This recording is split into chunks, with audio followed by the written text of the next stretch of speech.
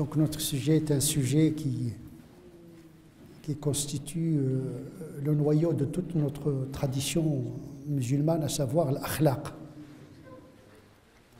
L'akhlaq, c'est le vocable utilisé par les textes, le Coran d'une part et la tradition du prophète sallallahu alayhi wa sallam d'autre part.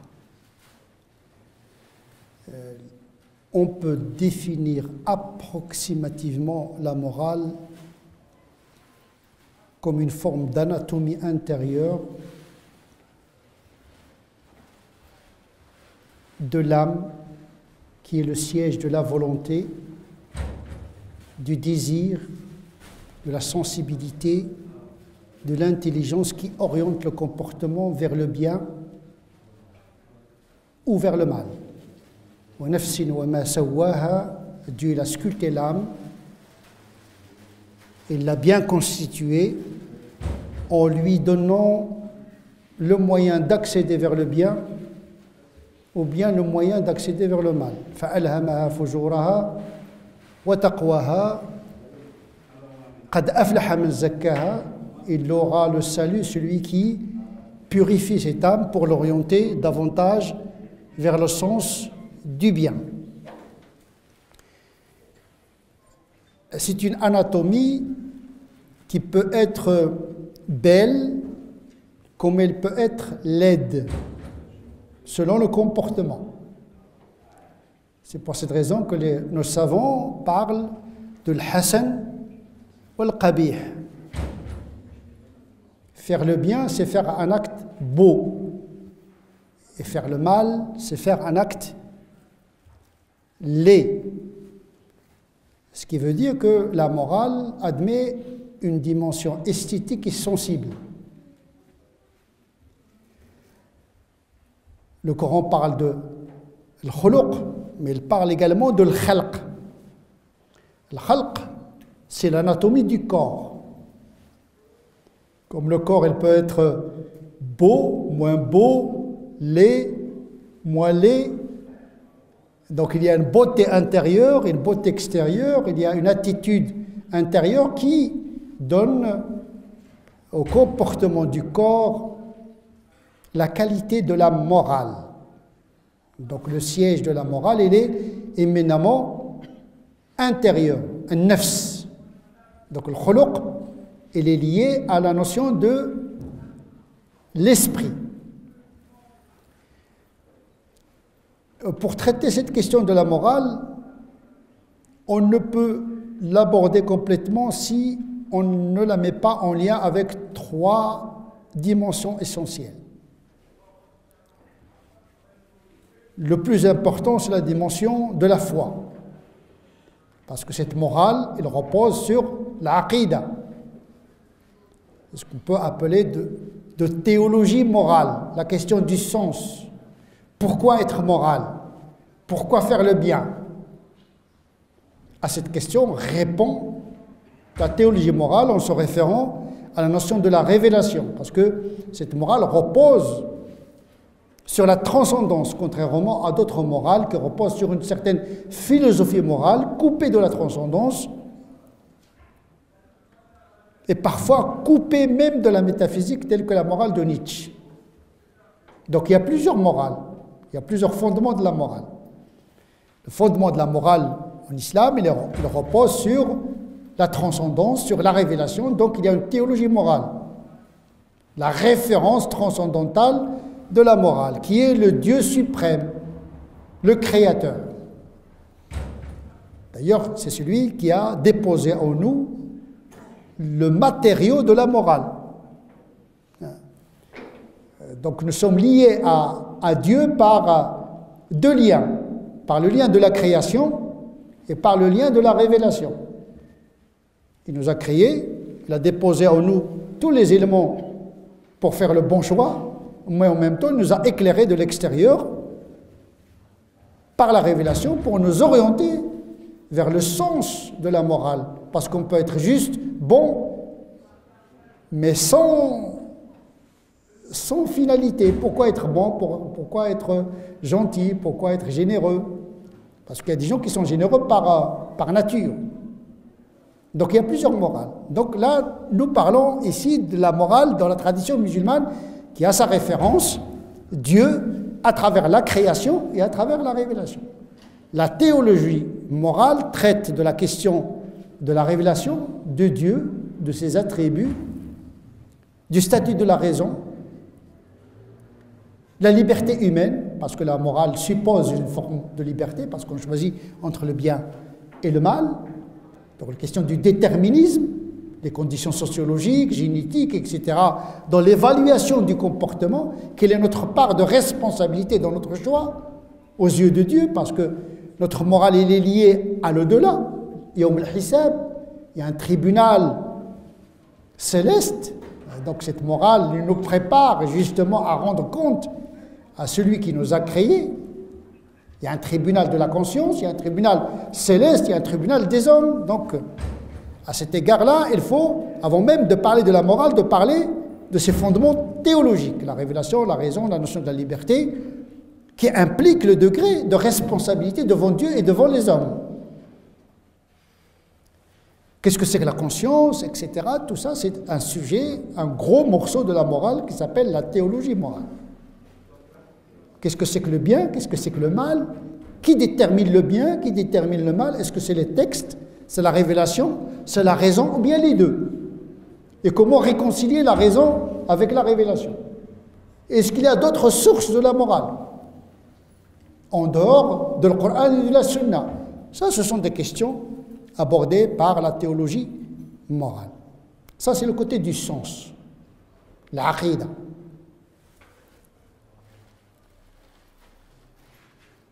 Deuxième aspect qui est en lien avec la morale, c'est le devoir-être. Si la théologie de la morale parle de l'être, l'ontologie, qu'est-ce que c'est que la nature humaine, qu'est-ce que c'est que l'homme, qu'est-ce que c'est que Dieu, ça ce sont des questions de l'ontologie, de l'être en tant que tel. Mais il y a le devoir-être. C'est le domaine de le fiqh. Devoir-être, c'est-à-dire comment faire ceci, comment faire cela. Parce que tout notre être n'est pas la norme en soi. Tout désir n'est pas légitime en soi. Tout comportement n'est pas justifié en soi, même s'il fait partie de notre nature. Tout ce qui est naturel en nous n'est pas forcément normal. Il y a le naturel et il y a la norme. La norme qui la définit, c'est Dieu, mais à travers la discipline qui s'appelle le fiqh, le domaine du halal, du haram, le comportement valide, non valide. Et à ce niveau, nous avons plusieurs doctrines canoniques qui ne sont pas tous d'accord sur les interdits et les obligations. Donc, on n'a de la morale qu'une théorie morale qui intègre la référence au Coran et la Sunna, les mécanismes d'interprétation de la loi, mais également l'intégration des variables sociologiques telles que l'urf. Parce que la culture, à un moment donné, est normative. Les codes, etc. La charia nous renvoie souvent aux conventions, aux codes et aux cultures, aux traditions des peuples. Ce qui permet à la morale de s'acculturer. La notion de la pudeur, c'est un principe. Mais il se décline selon des variables sociologiques différentes. Ce qui est une pudeur dans une culture ne l'est pas forcément dans une autre. Même s'il y a un consensus autour d'un minimum, un strict minimum de la pudeur, de la bonté, de la bienfaisance, etc. Mais à partir d'un certain seuil, on entre dans les détails. Quand on entre dans les détails, le droit canon, le fiqh, qui est une lecture de charia, nous propose plusieurs options. Sachant que le fiqh il ne traite pas que de la morale. Le fiqh, en tant que lecture de la charia, il traite du culte, l'ibadat, puis le mu'amalat, le relationnel, et dans le relationnel, il y a l'éthique et le droit. L'éthique est en lien avec la conscience personnelle du croyant, le droit, il gère l'ordre public, et par conséquent, il est coercitif. Par exemple, nous, en France, il y a le droit français. C'est lui qui gère l'ordre public. Donc notre charia nous renvoie à une dimension éthique qui nous permet de choisir des options morales dans le cadre du droit français en vigueur. Le droit des musulmans, en tant que citoyens français, c'est le droit français, au sein duquel ils font des options éthiques qui s'expriment dans le cadre, par exemple, des valeurs de la République.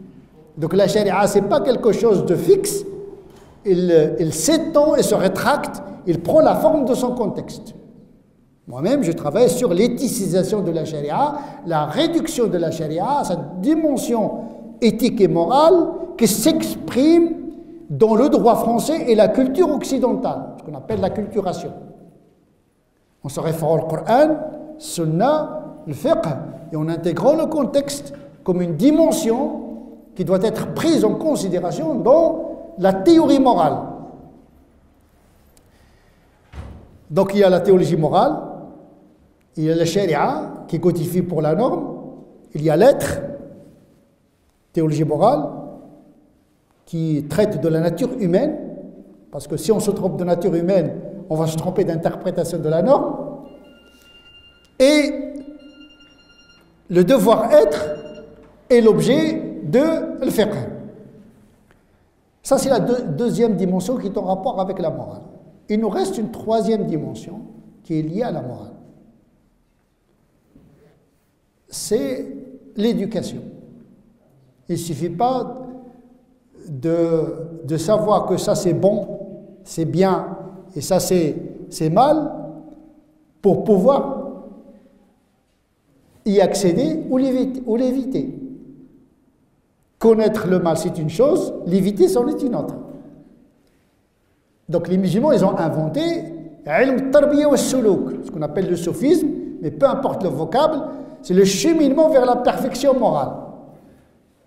Avec des toroq, des tariqas, des méthodes comme il y a des doctrines dans le fiqh, il y a des doctrines dans le sophisme, ce qu'on appelle les tariqas, les voies de cheminement, des techniques d'amélioration de la condition morale du musulman.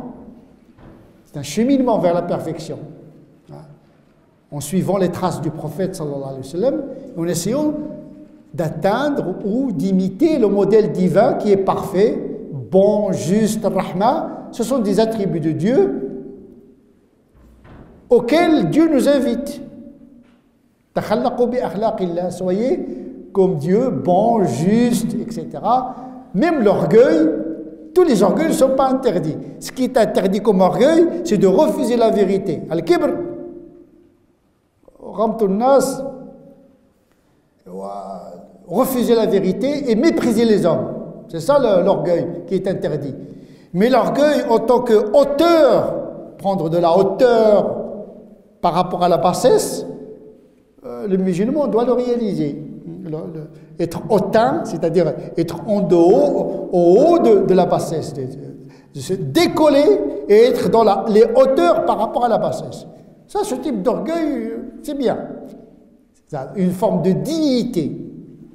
Donc, tout dépend comment on pratique ces attributs-là.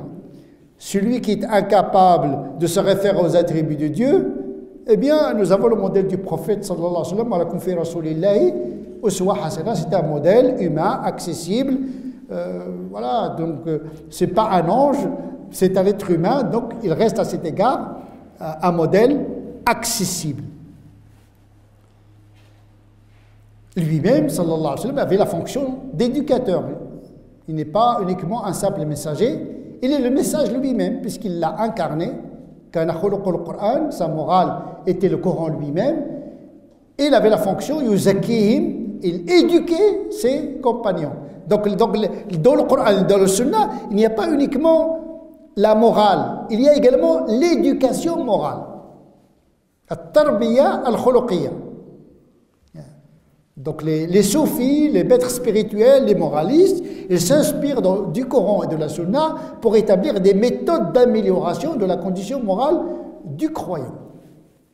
Et donc nous avons des références telles que Ihya Ulumuddin, par exemple de l'imam al-Ghazali, où il nous décrit comment atteindre la générosité, par exemple, parce que nous sommes invités à être généreux, à être bon, à combattre l'avarice, la cupidité. Comment accéder à la générosité, à la question du don de soi, à la bienfaisance, à éviter les péchés? Eh bien, il y a des méthodes pour cela. C'est la matière du sophisme. Nous avons également Adab Nufus, l'éducation des âmes, de l'Muhasibi. Donc nous avons la théologie morale, nous avons le fiqh, nous avons la science de l'éducation et du cheminement vers at-takhalluq. C'est le domaine du sophisme, mais pas le sophisme folklorique qu'on voit un peu partout, non, le sophisme des premières générations, qui est un sophisme authentique et sincère. À côté de ces trois dimensions, il y avait une formalisation de théorie morale. Nous avons des ouvrages qui ne relèvent ni de la théologie morale, ni de le fiqh, ni du sophisme, mais des références qui se réfèrent à la tradition, mais qui sont ouverts également sur la morale empirique. Nous avons par exemple l'ouvrage de Adab ad-Dunya wad-Din de Al-Mawardi, qui est un grand shafi'ite, où il y a une approche classique, on se réfère au Coran, au Sunna, mais également une ouverture sur des considérations sociologiques et psychologiques, en intégrant la sagesse universelle des peuples. Donc, on élargit le champ de la morale, on part du Coran, de la Sunna, du fiqh, du sophisme, mais on s'ouvre sur l'expérience universelle. Nous avons également l'ouvrage de Raghib al-Asbahani, qui est un essai de réconciliation entre la théologie morale et la philosophie morale. Donc il se réfère au Coran et au Sunna, mais il intègre la philosophie d'Aristote, la question de l'équilibre, la modération du caractère, etc., etc.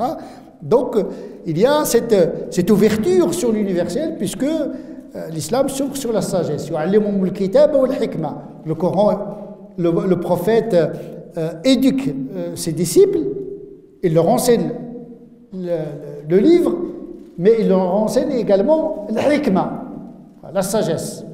Et la sagesse, elle est déposée dans l'humanité.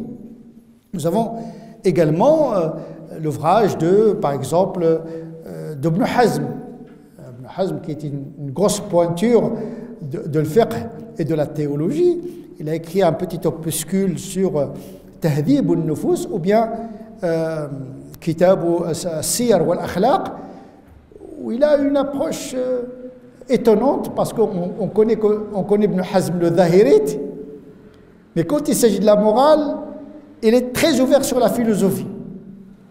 Il est même ouvert sur l'expérience morale empirique.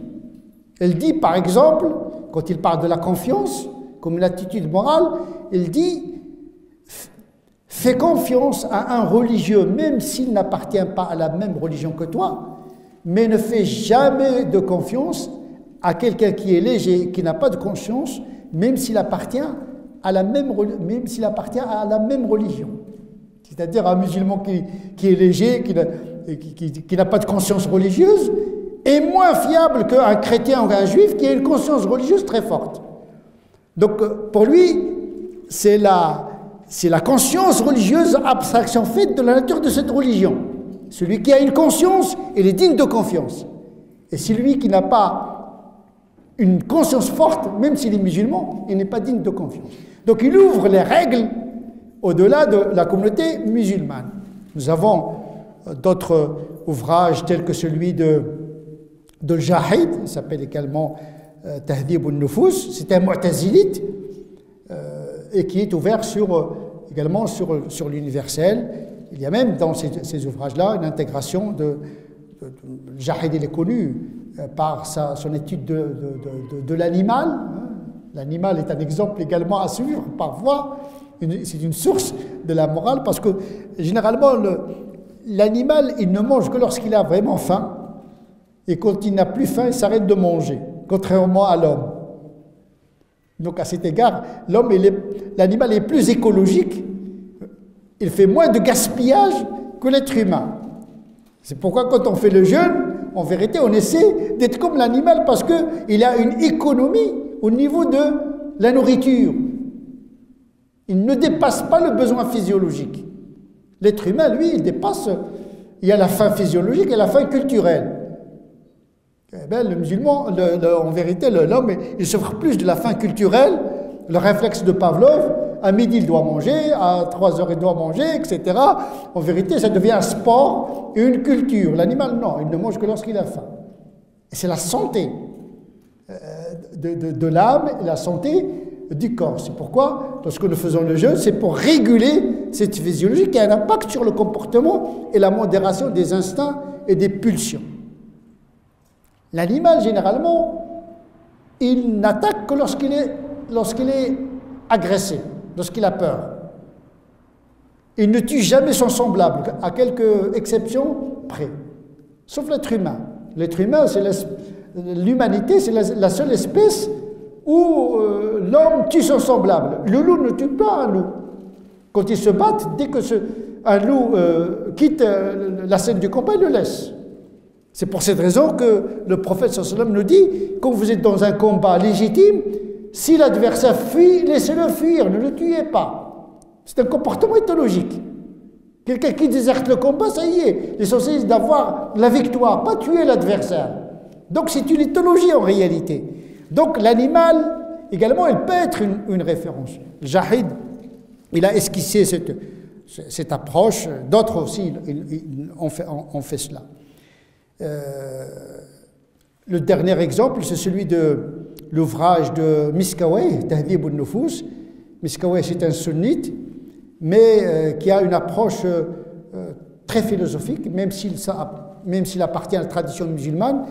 Il a ouvert la morale musulmane à des approches aristotéliennes sur la question de le juste milieu.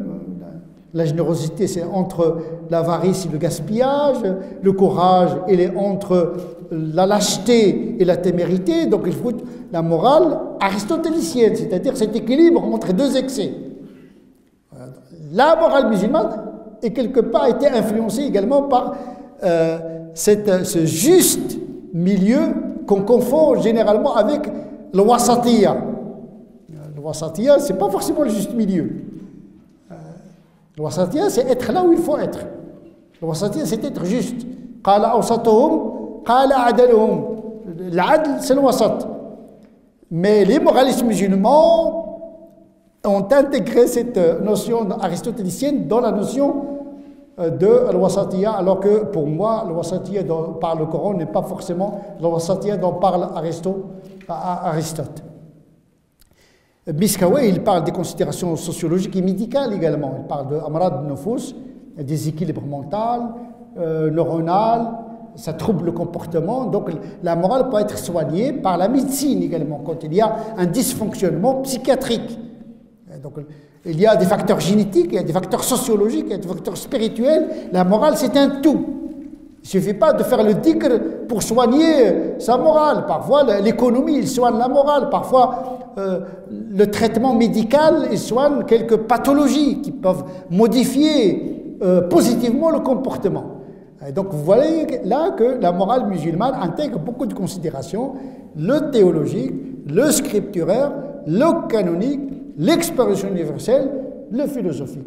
Et c'est à nous, pour notre époque, de trouver la meilleure théorie morale qui intègre tous ces éléments-là. Wassalamu alaikum wa rahmatullahi ta'ala wa barakatuh.